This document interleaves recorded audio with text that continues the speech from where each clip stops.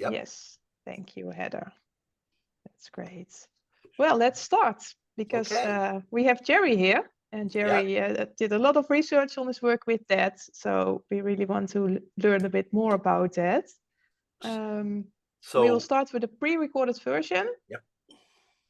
And that's also because we have an ASL translator in it.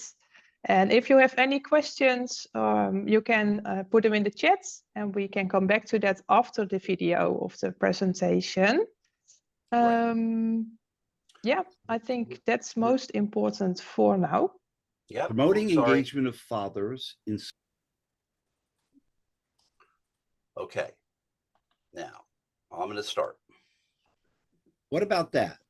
Promoting engagement of fathers in supporting care, development, and education for their children with charge. My name is Jerry Petroff, aka Jerry. I am a professor and a social scientist at the College of New Jersey in USA. I'm the director of our Center for Sensory and Complex Disabilities, and I'm a trained teacher of the deaf, teacher of the blind, speech therapist, and developmental psychologist. I was born and raised in New Jersey in the USA a long time ago. My father died when I was 4. I lived with my mother, grandmother, and sister within a community of Eastern European immigrants. I'm trained as an actor before I was a teacher. More important, how to identify? Well, I'm a father of 2 sons. I'm a husband. I am an uncle, a great uncle, a friend, mentor, and a colleague. And I'm so pleased to have this opportunity to share research and interests in fathers. I want to thank my colleagues in the DB Charged Syndrome Network for having the faith and trust in me to conduct this presentation, and I encourage all of you to join the DBI Charged Network. So why are we here? Well, the primary goal of this session is to address the role of fathers in the care, development, and education of their children with Charge syndrome. And what I'd like to do is review, what do we know? What do we think we know? And what would we like to know? Please note that more questions and answers may result from this presentation. And I ask you all to understand that the study of fathers is in its infancy. And as a community, we need to start developing together ways to meet solutions to the many challenges I'm going to show you. Important for me to disclaim is that when addressing the current circumstances of co-parents that identify as male, it's critical to make every effort to not promote gender stereotyping. It is the intention of this human and faulted researcher to promote gender equality. No mothers, co-parents, or others have been harmed in the creation of this session. So today's agenda, I'm going to quickly go over remarks, opening remarks. I'm going to set the stage. I'm going to talk about the unique considerations that in regards to parenting a child with charge, which many of you out there probably know. I'm going to give you some implications of the current research findings, and I'm going to share strategies for support. And then I'm going to sum it up. My role as a dad has strongly influenced by my interest and awareness regarding the role that male parents have in the care, development, and education of their children. So what we do know is that fathers and the role of fathers have been changing over the course of history. Across all cultures, men are playing a more active role in parenting. Fathers and male co-parents don't see their role as only provider, protector, and disciplinary in the family. Today, the role of fatherhood has evolved. Men are now embracing new beliefs, values, and skills that reflect parity with their co-parents, such as mothers. So how do I define the role of a father in today's world? Well, it depends. See, male parents and fathers are subject to roles and responsibilities that are derived from their own culture, society, community, and the specific attributes of the family. As a result, the definition of an effective dad is highly dependent on many variables, including having a child with Charge syndrome or any other disability. Many of you can probably provide stories about your own parents and grandparents and what they had to say about your role as a mother or father. I know I can, but I don't think we have enough time for that. So there are universal attributes, I think, that we all would agree that make up an effective parent. Dependability, involvement, compassion, empathy, playfulness, honesty, and being present and available. Shakespeare said, "It is a wise father that knows his own child," which was the motivation for me to do the research that I will summarize today. But that isn't as easy as it may seem, especially for fathers of children with Charge syndrome and other disabilities. So let me introduce you to my two sons. I would like to introduce you to Boré and Parker. Besides being handsome, they are patient and understanding that being a parent is difficult and that as a dad, I could make mistakes. So my thoughts were written down a long time ago, over 13 years ago, when I was published in a newsletter for adoptive families of Russian and Ukrainian children. And this is what a part of that article. I said, I give my sons unconditional love based on who they are, not what they do. Get to know and provide the appropriate parameters and limits so that my sons can grow in confidence and security. Express my feelings appropriately, showing that I feel everything from pride to disappointment and assuring that I will never give up on them. Recognize when my sons need me and be there for them. Protect my sons while respecting their dignity and be the best father I know how, and know I will never be perfect. So I love my sons, but do I always know how to support them or interact with schools, doctors, and other systems? Nah, not at all. However, upon my reflection, my role as a dad has often been influenced by society, by subliminal factors provided by the family, and sometimes my own strength and resilience. My dad died when I was 4, and I lived with an extended family that was rooted in an Eurocentric traditions. So my expectations really were to do things and be the dad that I didn't have. What I found out was that fathers of children with Charge had the same expectations. A father's role is strongly influenced by historical, cultural, and familiar context, which then dictates the extent and way they are involved in their child's development and learning. Another huge factor is the assistance and cooperation of others, a critical factor in our roles as fathers and even as mothers, that around us we have assistance and cooperation. So in other words, how was the past influencing your view of fatherhood? What's the relationship with a man's own father? The way the men in the immediate family have interpreted fatherhood, and how an individual's culture has viewed or mandated the role of the father.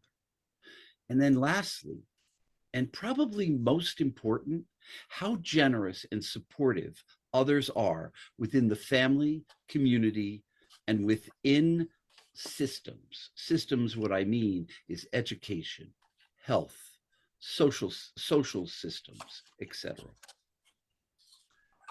But what happens when a child is blind, visually impaired, or deafblind and experiences serious health challenges, like most children with charge? Well, changes in our traditional views of fathering is necessary. If we want to support the healthy and successful development of our 21st century children across the world's varied cultural systems and family structural arrangements, we must take different views, and we may need to take a break from some cycles of expectations and give permission to our male parents to expand and redefine their role. This is a critical piece and a critical message that's coming out of the research from on fathers of kids with charge. Their expectations and trying to figure out how they redefine their role. There are traditional factors that make it extremely challenging for fathers of children with charge syndrome to address their contemporary or traditional parent roles. Those challenges must be faced with new, unique, and alternative solutions, many of which we haven't figured out. So who do we go to? We go to the fathers themselves. So a result of most of the research has been in qualitative study of interviewing dozens of fathers of kids with charge, and more currently, mothers about fathers. We'll talk about that in a bit. The impact of a father is undeniable, okay? Fathers' roles promoting development. Research shows that increased levels of parental involvement in education are beneficial to a child's learning all throughout their school career. Despite the overwhelming focus on mothers, which there are, substantial and emerging evidence exists that demonstrate that the involvement of a co-parent or father has a similar but unique influence across early development through adolescence. So in other words, father's role is critical and can be critical in the support of development in their children. So what are some of those factors? Well, that influence child's development? Well, the characteristics of individual fathers, such as their masculinity, intelligence, even their warmth. They're much less important, though, than are the characteristics of the relationship that they have established with their child. Secure, supportive, reciprocal, and sensitive relationships. The amount of time that fathers and children spend together is probably less important than what they do with them during the time they are. And although fathers' role vary from family to family, and are influenced by individual family structures, communities, and culture, narrow conceptions of fathering or fatherhood should be discouraged. Relationships among co-parents is also critical and correlated with positive influence on child development and learning. In other ways, the way that co-parents act together is really critical. And that's not a comment on divorce or separation. It's a comment on how they act together.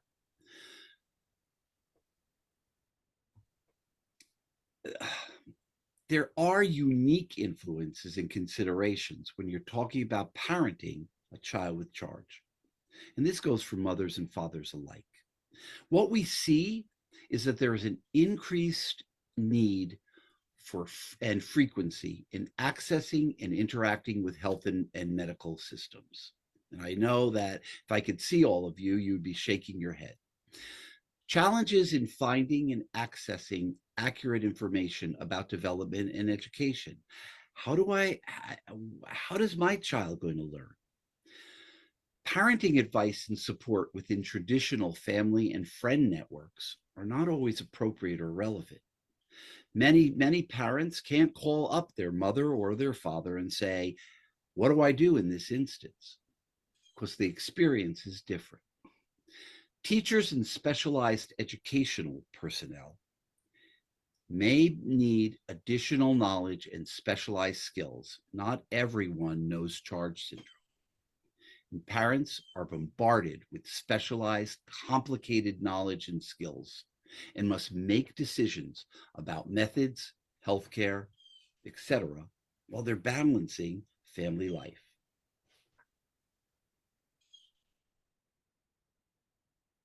Despite these challenges, though, doctors, teachers, therapists, and others sometimes do not see or value these challenging responsibilities and can behave in ways that dismiss fathers' efforts and or roles.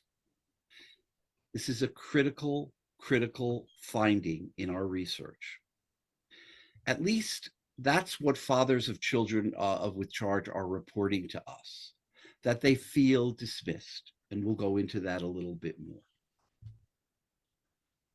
Fathers of children with disability generally, and look at this, 1994, okay, in the psychological literature have been perceived as the peripheral parent. And more recently, fathers report that they feel overlooked as if they were just a shadow.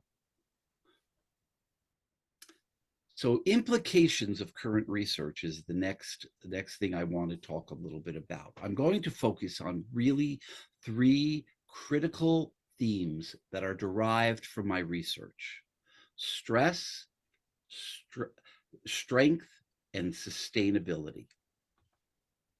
So, stress.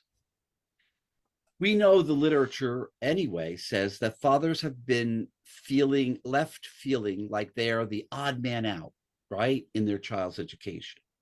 However, fathers also stress and have depression has been found to be negatively impact father and child interactions during early childhood. And fathers rarely found that their emotional well-being was considered by professionals working with their families. And this last piece is a very important piece. So a father of a young child with charge says, this is one father, we're the father, we're the male figure, and our society dictates that.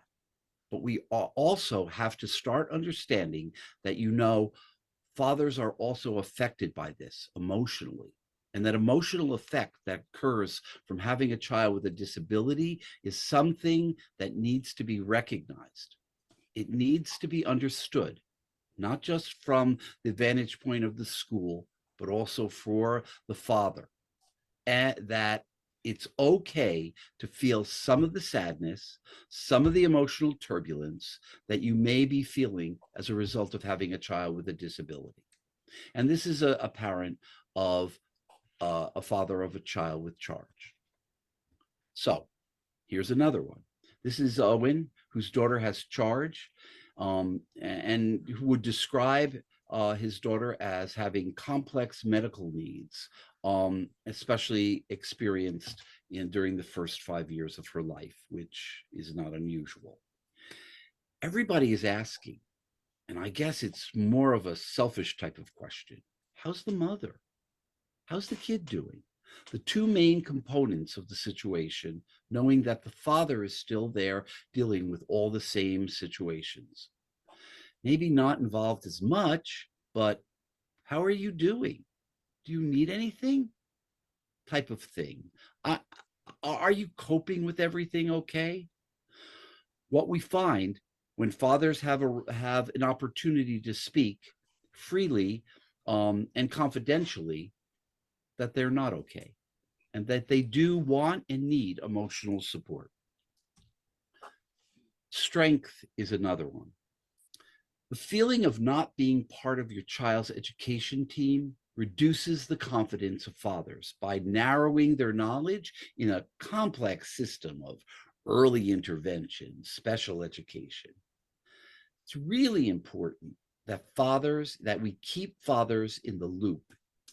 Is really especially even during the early childhood years, during which time families' understanding of the education and disability related terminology is really solidified.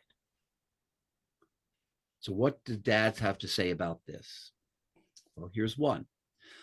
The majority of fathers want to be involved, but a lot of times the fathers will feel that they may be treading on a topic or subject that they're not really familiar with. Sometimes men, we do not feel comfortable with things that we don't understand, okay? Or we feel that we're out of our level of expertise. So a lot of times we defer traditionally to the wife or the mother for those things. I don't feel confident in providing care and guiding my son's learning. That's my wife's job, and the doctors and teachers don't expect me to participate on that level. So, sustainability of effort, and if I could comment on that last piece, I will show you in a bit the ways in which we can rectify that, and to give clear messages to fathers that they can develop expertise. So, sustainability of effort, right? In order to sustain a level of involvement for fathers, it's critical that they have the same tools, knowledge, and understandings that are often relegated to mothers. So that's an important piece. How we're going to do that may be different, but it's important to know, and we need to figure that out. So what do 25 dads of children with Charge syndrome have to say? This is this was something that I did research during the 14th International Conference back in 2019. Let me tell you what some of these fathers said. I can't keep up. I just don't have enough time to practice. I don't want to hurt her by putting in the context the wrong way. My son is learning Braille and I started the basics, but I just couldn't keep up. You really need to keep with it. So my wife does that stuff. It may be more difficult for men, fathers in general, to channel, improve, address, remediate their shame, and a response to that may be a lack of inclination or maybe hiding away.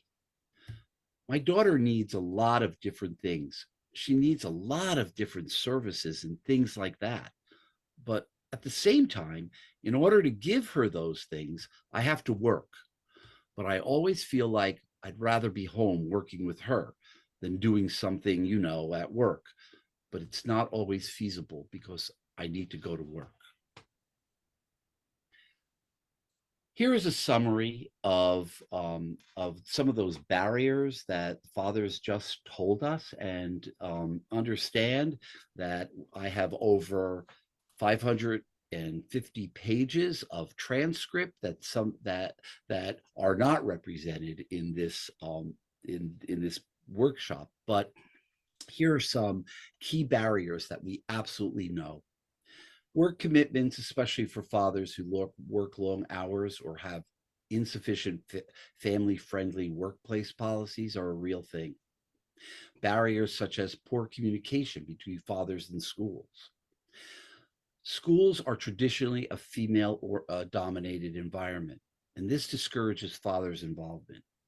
This feminization of the school environment is manifested by unconscious bias, gender bias, in the language used by staff, but also by imbalanced representations of mothers and fathers. For instance, teachers who say, "Bring this home to your mother." Lack of peer support, which mothers develop or have, which makes the school environment less approachable to them. Men typically don't socialize in the same way that women do. They are socialized that way. There are exceptions to that, but generally speaking, so the peer network, you know, doesn't exist. They can't catch up, especially regarding the intricacies of special ed and other school-related complex systems. It is a lot of information, not to say the medical profession. And then, of course, cultural factors in which fathers do not know or understand that their involvement is expected and valued. They actually believe, many of them, that it's not wanted and not valued. So what do mothers of children with Charge syndrome have to say about dads? Well, this is just the beginning of my research. Only a very small start to this, but I will give you all opportunities later to possibly join me. The emerging themes are that mothers are saying that they have low expectations for fathers. I don't know why yet, but they do. They're satisfied with their maternal role, but stressed with this division of labor. I could understand that. They expressed a desire for fathers to be more involved in care and education. Although, they have low expectations, many of them would say, but I want them to be more involved.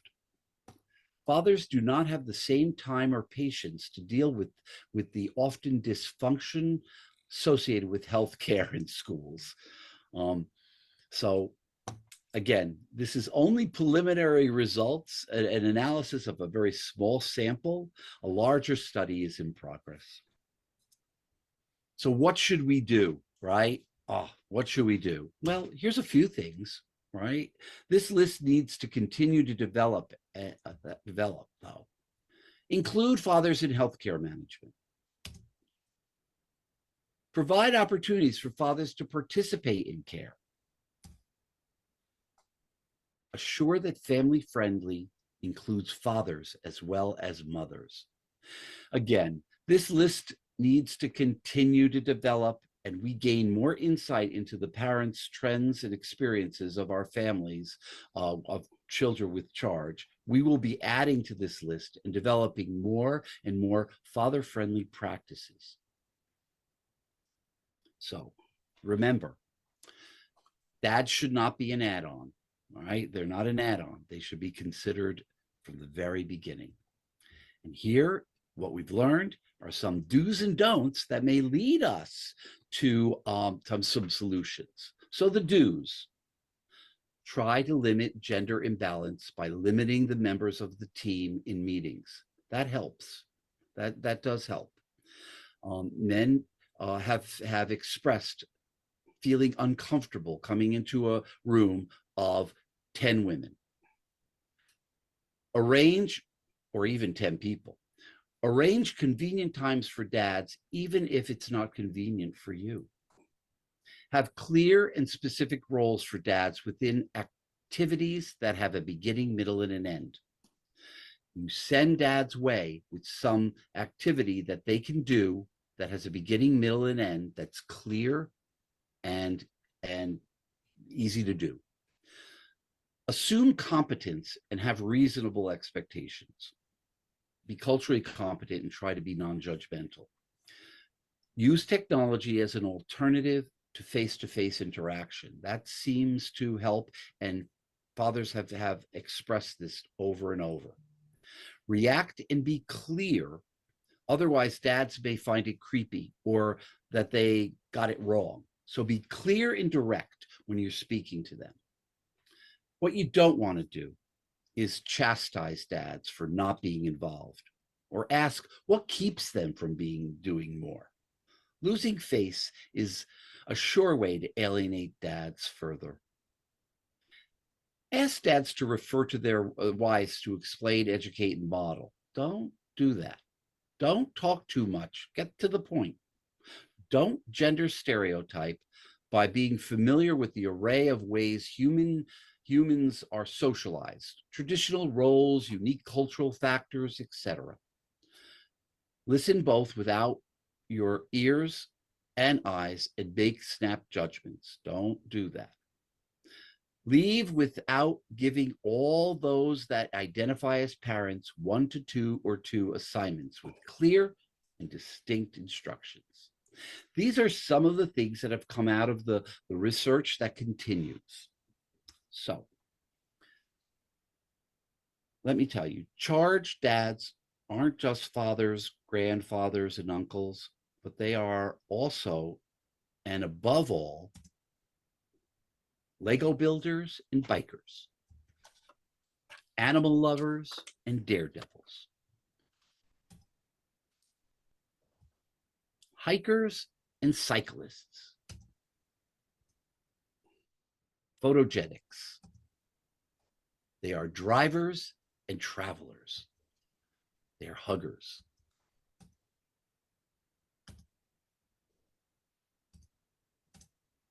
They are walkers and swimmers.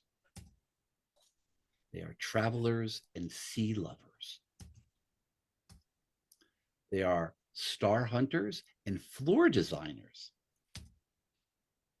They are cuddlers and swimmers. They are driving school instructors and arcade players. They are bricklayers and adventurers. These, I have to give a shout out to my father's group in Italy, who have shared with me and taken the challenge when I said, send me pictures of things you do with your child that your wife or partner doesn't like. I wanted to get them to show me things that they do with their children that take it to the edge sometimes, and they came up with these things. And a big thanks to all of them. So what have they taught me? Well, reinventing yourself as a dad within the new fatherhood paradigm. It's not easy, but it must be done. Regardless of how schools, medical professionals, and others view your child, you must believe in them and find ways to stay involved. Overprotection will be limiting. It's important to take the risks and celebrate the rewards. And I know how hard that is for parents of children with charge who have gone through so many struggles. And we are all paving the road as we go, but others should not make it more difficult. So, what's needed? Well, we need to keep the research going. And if you're interested, I don't have a link right here, but I will provide that link to everyone who participates in this training. If you're very interested in participating, if you're a mom, or if you're a dad, or if you're a co-parent, a grandfather, a grandmother, an uncle, you're more than welcome. We need you in order to form even more understandings of the practices we need to support dads of kids with charge, deafblindness, and others. When you follow in the path of your father, you learn to walk like him. This is an African proverb, Shanti proverb, that I'm always challenged by. So I want to thank you all. Again, my name is Jerry Petroff, and I'm from the College of New Jersey School of Education. Thank you.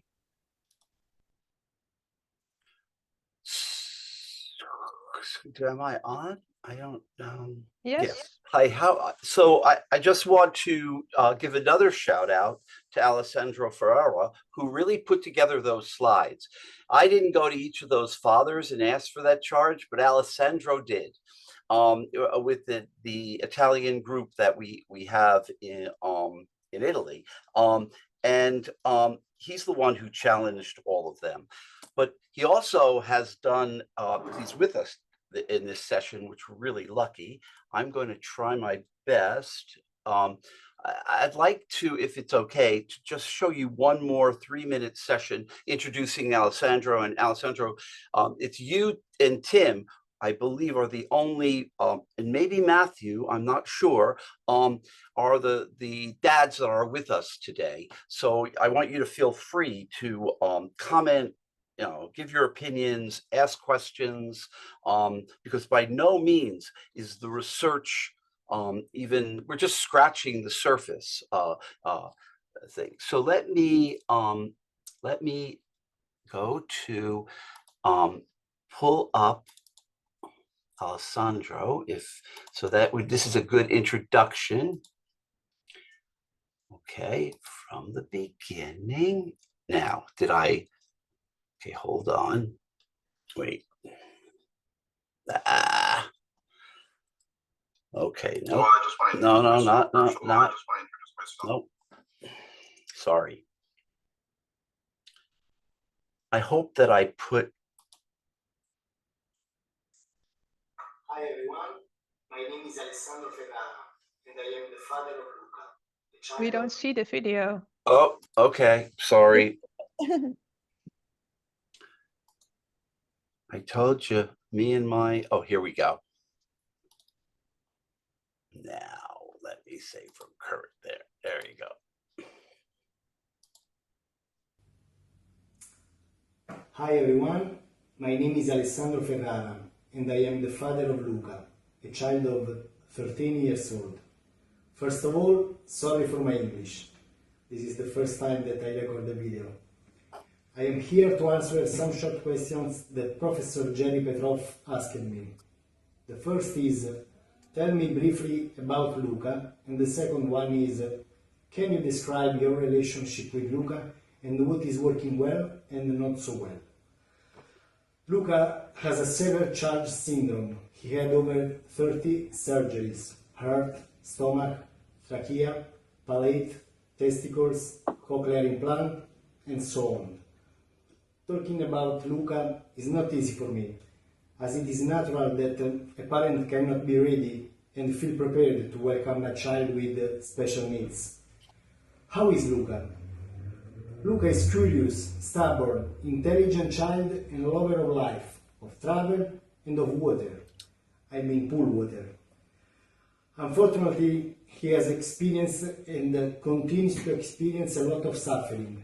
He lives with chronic pain, but despite everything, he never complains about the pain. To laugh and to comfort my colleagues who are concerned about a small fever in their children, I usually say that Luca cries from pneumonia onwards. My relationship with Luca is especially physical. I am his support for his little hands, his fragile eyes, his ears that don't work very well, and his always tired legs. That's why when we go for a walk, he's always on my shoulder. What works well and badly is a little difficult to describe. We work well together because I love him, of course, but for the same reason, like the other side of the coin, because of this same love, sometimes we work less, because it's not easy for me see and experience his suffering in communication, his frustration with everything he cannot do, his self-aggressive behavior.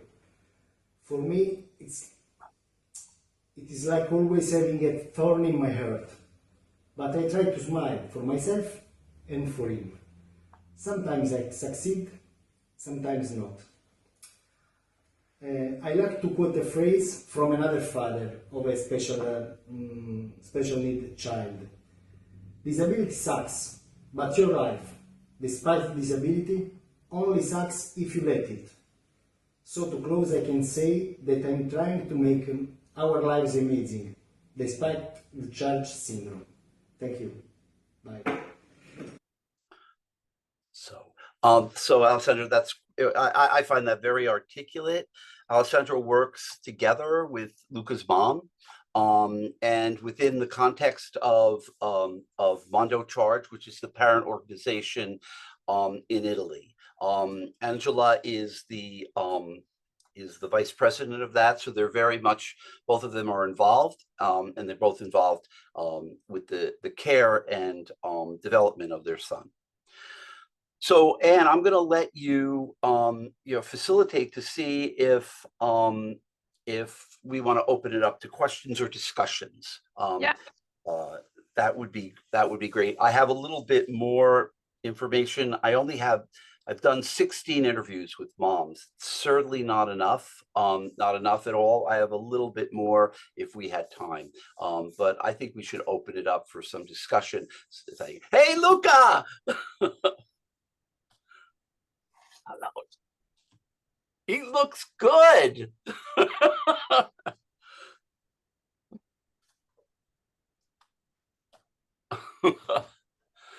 That's my nephew. He did a surprise to me. Yeah.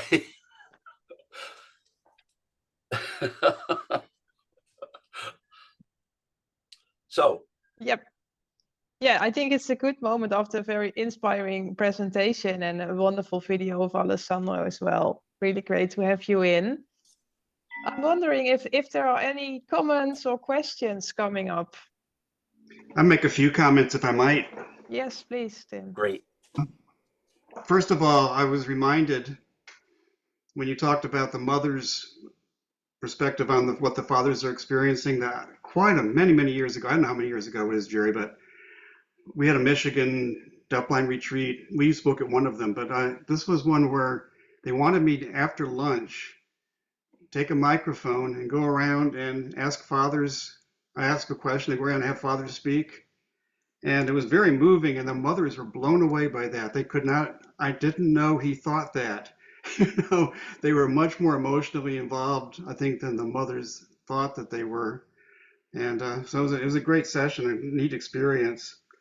As you know, I've done a lot of fathers groups, both in Australia and in the US. And many of the themes you talked about come across. But what struck me the most, because I always ask them, what's the best thing that's happened to you since you had a child with charge, is their insights into their own changed perspective about the importance of family. They'll often say, I spend much more time at home with all my children. And my wife and I have the best relationship we've ever had because we learned how to cooperate.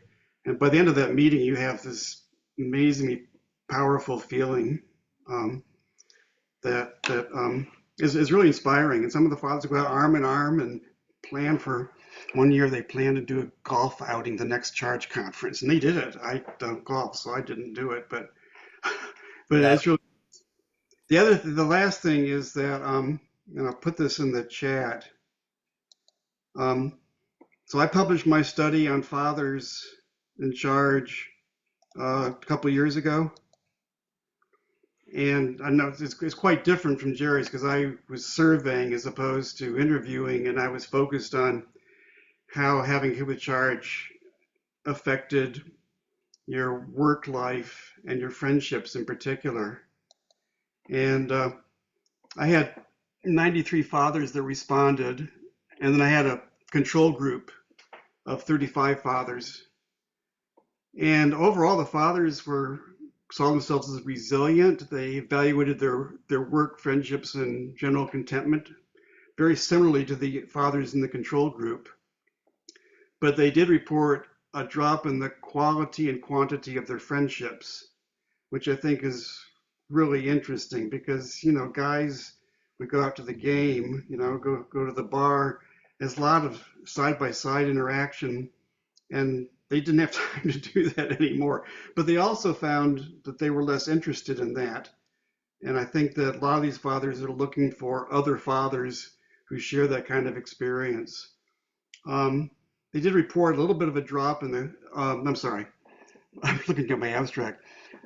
They perform caretaking duties as often as fathers of children with other disabilities, but they did not view their contributions as being as useful as fathers of other children. So I'm really busy doing things. I just don't feel like it's enough. And I think that was really, really interesting finding because there's never enough. And here we are trying.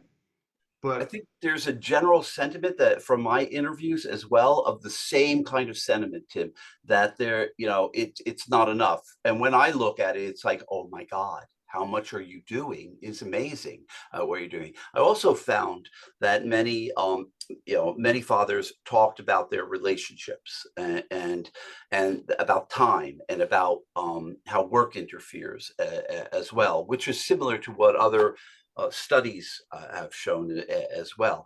Did you find anything particular to dads of charge? I was very interested in the fact that parents of kids with charge are involved in two of the most complex systems that we have: special education and the medical field, the medical thing. And how that how many of them expressed like an inability or a lack of understanding or a lack of knowledge or a lack of competence. When I was listening to it, it was like, oh my God, you are very competent. I mean, but they don't view it as that, at least in this group as well. So yeah, so did you put that study in here? Because I have a copy of it as well, but maybe we should share that with people as well, especially when I share. Where did you put it in the chat? Put it in the chat. Okay, good. All right, good. That's great. Any other questions or comments? Here's an interesting quote that one of the moms just said to me, and I'd be interested in what you guys think about this. It says, I get sad, but he gets mad. Sometimes that anger is misdirected. I think he feels inadequate. That was an interesting comment that this mom made. And it's not, and because these are not repeated because I don't have enough, like a survey, 96, at least Tim could do some statistical analysis from that. Qualitative research is much different, but it made me think, I get sad, but he gets mad. And I started reflecting on that to ask, to kind of like, in my future interviews, to ask moms about that as well, and dads as well. Or here's another one. My husband gets depressed and experiences routine emotional anguish that he doesn't handle very well, and I think he tries to escape. We all try to escape at times. I don't care if it's mother or father. You gotta do that at times. But there started to be this trend, okay, that I'm thinking that I'm trying to pull out on it, and see. There's some other quotes as well. I think, Jerry, but I'm not sure that Matthew is wanting to say something. Oh, good, Matthew. Right, Matthew? Yeah. Sorry, it took me a minute. I switched to my phones. You guys can hear me now? I can. Oh yeah, very well, Matthew. Good. Yeah, no, I just firstly, I just want to say thank you for kind of putting this on, because it's kind of a relief to hear you talk about everything, because it can be such an isolating thing being a father, I find.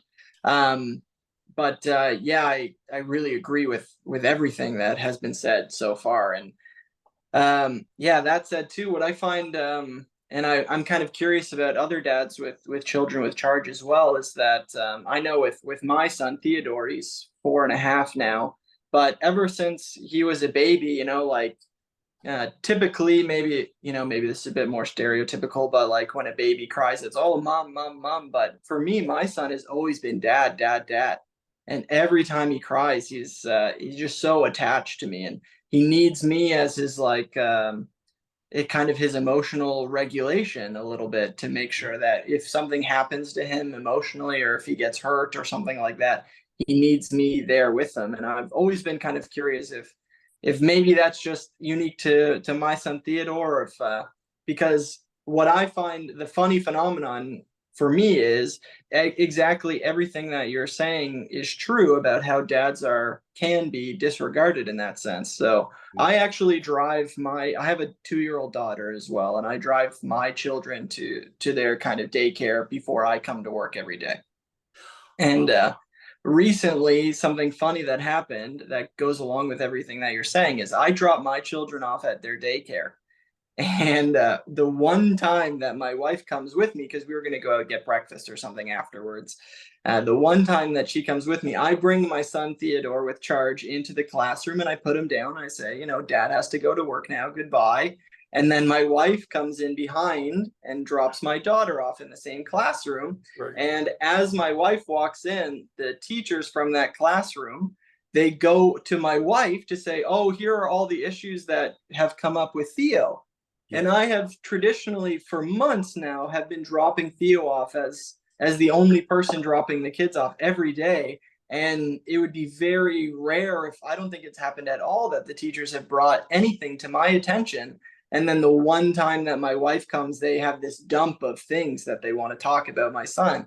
And luckily, like, my wife is supportive and like, why aren't you talking to Matthew about this? So I feel lucky in that sense. But yeah, it's just it's, for me, it's such a relief to kind of hear you talk about these things, because it's such a big reality for me. Matthew, that is such a sober. That story is brilliant. It's because that is, I've heard it over and over and over again. So my son has two dads, right? And so when he was in 4th grade, my older son, who's quite clever and maybe a little precocious, the teacher handed out and said, okay, I want you all to give this and get it signed by your mother. Okay. And a week goes by and she says to him, I don't have your permission slip. She goes, well, you said signed by my mother. It's not my mother. And she knows, he knew, it's not my mother. So she calls me up and we laugh together because he's being like naughty, actually. He knew what she meant.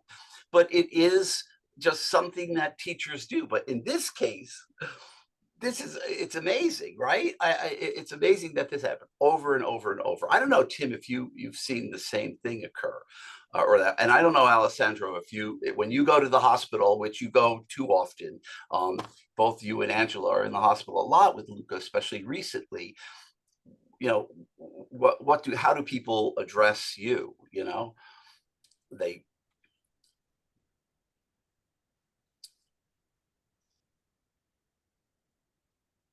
you go.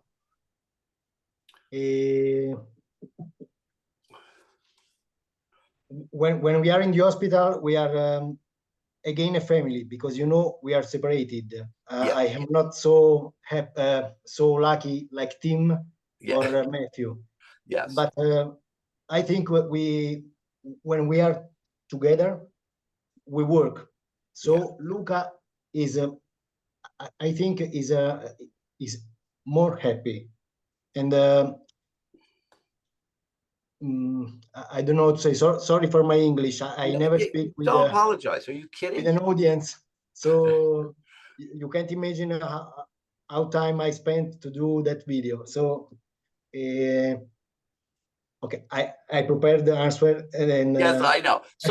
So sometimes the doctors will be talking to Angela, but most of the time together, they're talking with yes, you of together. course. Yes, of course. Okay. Yeah. And I think I saw in the chat that also Schoone reacted, also a father of a Charles son or daughter, recognizing what Matthew was mentioning, that he's really focusing on his dad. See, now that's, I mean, I think that's terrific. I would imagine, and Tim, and see if you would agree with me too, as a psychologist, I would imagine that was the relationship that both of you established with your son. That's what you established with your son. I mean, that was like, of course, they're going, I'm going to have this kind of relationship, and I'm going to be the one that's going to provide emotional support and things. I think that is unique, because when I'm thinking about my own sons and which one goes for what do they come to me for? What do they come to David for? They don't come to me if they need their clothes washed. I'll tell you that. Okay, but different things that they do. So, and Cone has expressed the same thing in here as well. Teresa, you also had your hand up. I did. Thank you. Great presentation. I'm looking forward to sharing this with our families. I think that hearing about what you've spoken about, the barriers are so evident. And I think fathers don't feel they have permission to speak their mind. And I think maybe seeing this presentation might give them that permission. And I'm really looking forward to maybe opening up more dialogue with more of our fathers. The ones that we do have an ongoing communication with are very open. We've had some really good breakthroughs with many of them, but there's so many that I think just don't feel that they can speak up, that it's mom's job.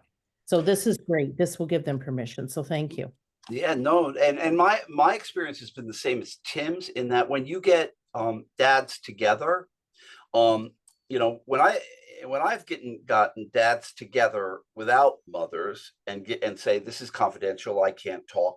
Yeah, I'm not going to talk to your wives about this or anything else. This is just, you know, and we don't take data or anything like that, or we don't record. We just we talk. I experience the same thing, that there's a quick bond that occurs. So I think it's a matter of opportunity. It's of, you know, giving the opportunity, and also the opportunity with the permission to say, listen, you know, just to, I don't have to contribute. You know, I contribute to anything. I think that setting that kind of like that group and setting some norms, I think really would start helping. I think, well, at least that's my experience, has been that. And that has been our experience as well. And if you have one or two dads that you know have no issues with speaking up, they can get that ball rolling, and then it just blossoms from there. Oh yeah, absolutely. Sometimes, you know, it's good to have dads of kids with charge when I'm speaking of dads of kids in charge, and I'm not a dad of a kid with charge. So there's a validation that comes from dads, that I'm just the one who is reporting it, you know, but here we have four dads who are experiencing this and could say, okay, this is what I experienced. Now, of course, everybody has experienced the same thing. We all have different constructs. In the last one, I told and I was real interested as well in, is there some global understandings about all dads? Doesn't make it, you know, from all cultures and other things. There's some, yeah, some global understandings that we can put in. And in my heart, I believe that. Although I also know that there's some cultural differences as we speak. And I was telling the story when I was doing my sabbatical in the Netherlands, and I was living in a neighborhood in East Amsterdam. I was struck by how many dads were in my neighborhood taking kids to school and, you know, making sure that their lunches were there. I was observing, you know, I was there sitting at a cafe and watching them go, which was much different feel than I have experienced here in the United States. So there's some cultural differences as well. However, I want to believe that there's some basic understandings that we all share. So Yeah. Thank you, Jerry. yes, and the presentation is being recorded. It will be on and the website. I think both of the sessions will. So you're more than happy to download them. And again, it's really just not my research, and most of the things I put together, it's only me putting together other, you know, developing understanding from others and myself, et cetera, et cetera. Okay. Thank you, Anne. I don't want to take too much time. Right. I'm right. No, right. it's okay. You know, I think we could discuss further for hours, and it would be very interesting. It's true. It's true. But we also have to stick to the time, because otherwise next time no one turns up. Yeah. No, it was really interesting, and I think it's a starting point, like you say also, Right. Teresa, to share it further with families. There was also a comment in this morning's or this previous webinar earlier this day from someone to also take this back to their own parents group, and to see what's possible to have fathers Right. yeah, to It's discuss good. this Yeah, it's topic anything with. I can do. You please feel free to reach out. Yep. You know, whatever I can share, I will do that. Tim, if I can say that I'm going to give you a call probably in the next couple of weeks. I just need some advice on a few things. So I think if that's okay. And other than that, I want to thank everybody. It was a pleasure preparing for this. My colleagues in the Charge Network are great. I encourage everybody to join the Charge Network, please, and do that. So thank you. Yep. Yes, thank you very much for attending. And if you have any ideas for future topics for other webinars or other activities for the Charge Network to focus on, please feel free to share, and we can make a start with that. So thanks a lot, every one of you, for attending. and see you next time. Have a nice day.